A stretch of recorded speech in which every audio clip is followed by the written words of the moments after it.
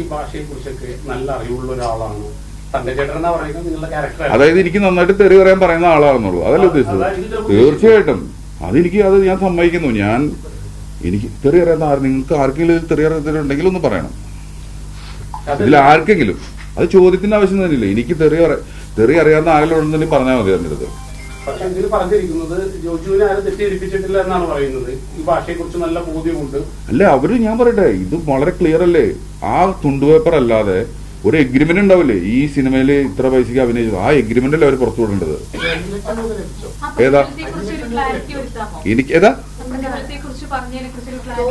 അല്ല, അത് എന്താണെന്നറിയോ, ഞാൻ അതിനെക്കുറിച്ച് സ്ട്രെസ് ചെയ്ത് ഇത് ഞാൻ ലിജോന്റെ ശത്രുവോ ലിജോനായിട്ടുള്ള ഒരു വാഗ്വാദത്തിന് വിജയിക്കാനോ വേണ്ടി പറയുന്ന ആളല്ല.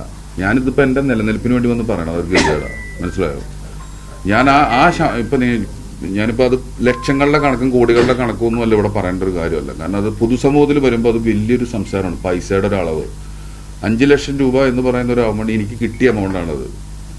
അതെനിക്ക് കിട്ടിയ എമൗണ്ട് അല്ലല്ല.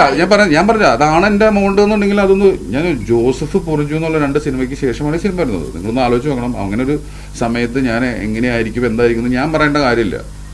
ഇനി ഇതാണ് ഇപ്പൊ ഞാൻ അങ്ങനെ അവർക്ക് ഇതാണ് എന്റെ സാലറി എന്ന് പറഞ്ഞ് എഴുതി ഒപ്പിട്ട് കൊടുത്തിട്ട് ഞാൻ ഇത് പറഞ്ഞാൽ ഭയങ്കര ചരിത്രമാവും. ഞാൻ പൈസയൊക്കെ വാങ്ങിയിട്ട് എനിക്ക് പൈസ കിട്ടിയില്ലെന്നൊക്കെ പറഞ്ഞു കഴിഞ്ഞിട്ടുണ്ടെങ്കിൽ ഞാൻ ചെയ്തത് ഭയങ്കര മോശം കാര്യമാണത്. അപ്പൊ തീർച്ചയായിട്ടും അതിനെ സംബന്ധിച്ചൊരു എഗ്രിമെന്റ് ഉണ്ടാവുമല്ലോ. ഏതാ അത് ഓഫ് കോഴ്സ് നിങ്ങൾ ചിന്തിച്ചു നോക്കിയാൽ മതി. നിങ്ങൾക്ക് ഊഹിച്ചു നോക്കിയാലോ. ഞാൻ പറയുന്നതല്ല, പൈസയല്ല എന്റെ ഒരു വിഷയം. ഞാൻ ആ ഇന്റർവ്യൂവിൽ പറഞ്ഞതെന്ന് വെച്ചാൽ എനിക്ക് ഇത് ഉണ്ടാക്കിയ ഒരു ഡാമേജ് പേഴ്സണൽ ലൈഫിൽ എനിക്ക് ഉണ്ടായിട്ടുള്ള ഡാമേജ് ചില്ലറയല്ല. പ്രതിഫലത്തിന്റെ പേരിലുള്ള ഒരു പ്രശ്നമായിട്ട് ദയവ് ചെയ്ത് ഇത് മാറരുത്. കാരണം ഏതാ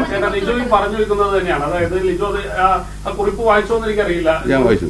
കുറിപ്പിൽ കൃത്യമായിട്ട് തന്നെ പറയുന്നുണ്ട് ഈ ഭാഷ ആരും തെറ്റിദ്ധരിപ്പിച്ച് പറഞ്ഞതല്ല, ഇത് ആ ഭാഷ ഉള്ളതാണ്, ആ കഥയിലുള്ളതാണ് എന്നാണ് പുള്ളി കൃത്യമായിട്ട് പറഞ്ഞു. അല്ലെന്ന് ഞാൻ പറഞ്ഞില്ലല്ലോ. ഞാൻ പറഞ്ഞ പോയിന്റ് നിങ്ങൾ കേട്ടില്ല. അപ്പോ ഞാൻ പറഞ്ഞ പോയിന്റ് ഞാൻ ആ സിനിമയിൽ അഭിനയിക്കുന്നത് അതൊരു ഫെസ്റ്റിവൽ സിനിമയാണെന്ന് പറഞ്ഞതിന്റെ പേരിലും അത് ഫെസ്റ്റിവലിന് വരുമെന്ന് പറഞ്ഞതിന്റെ പേരിലുമാണ് ഞാൻ ആ സിനിമയിൽ തെറി പറഞ്ഞത്. എന്റെ കാര്യം ഞാൻ പറഞ്ഞത്. സിനിമ ഫെസ്റ്റിവലിൽ വന്നില്ല, തെറിയില്ലാത്ത വേഷമാണ് വന്നതെന്ന് പറഞ്ഞു. തിയേറ്ററിൽ തെറിയുള്ള വേഷം ഇറങ്ങുകയും ചെയ്തു. ആ സമയത്ത് ഇതിങ്ങനെ എന്തുകൊണ്ടാണെന്ന് ചോദിച്ചിരുന്നു അവരോട്.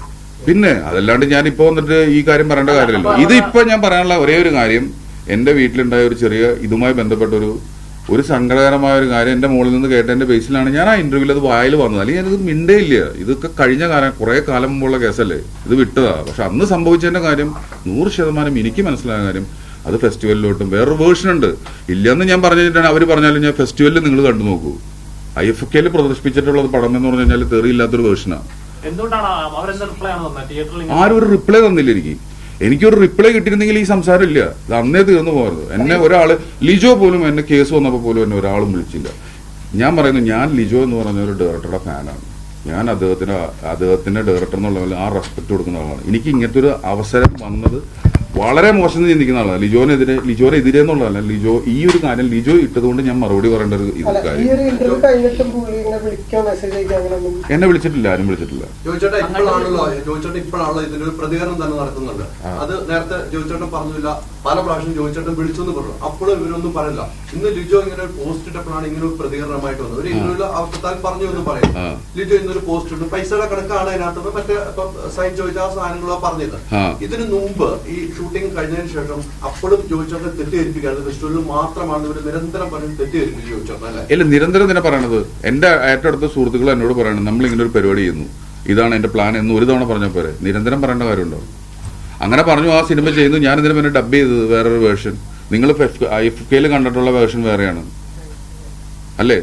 അത് ഇറങ്ങിയത് അവിടെ ശരിക്കും ഫെസ്റ്റിവലിന് അതാ തെറിയുള്ള വേർഷനാണ് വരേണ്ടത്. വന്നില്ല. എന്തുകൊണ്ട് വന്നില്ല?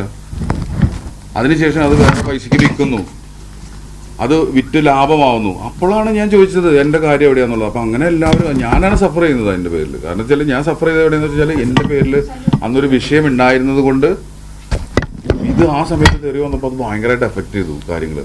അപ്പം അതാണ്. ഇതൊരിക്കലും ഇതൊരു ഇൻഡസ്ട്രിയുടെ പ്രശ്നമല്ല. ഇത് എൻ്റെ പേഴ്സണൽ ക്ലാരിറ്റിക്ക് വേണ്ടി മാത്രം ഞാൻ വന്ന് പറഞ്ഞതാണ്. കാരണം ഞാൻ ഒരാളുടെ അടുത്ത് പൈസ വാങ്ങിച്ചിട്ട് പൈസ തന്നില്ല എന്നൊക്കെ പറയാന്ന് പറഞ്ഞാൽ വളരെ മോശമായിട്ടുള്ള കാര്യമാണ്.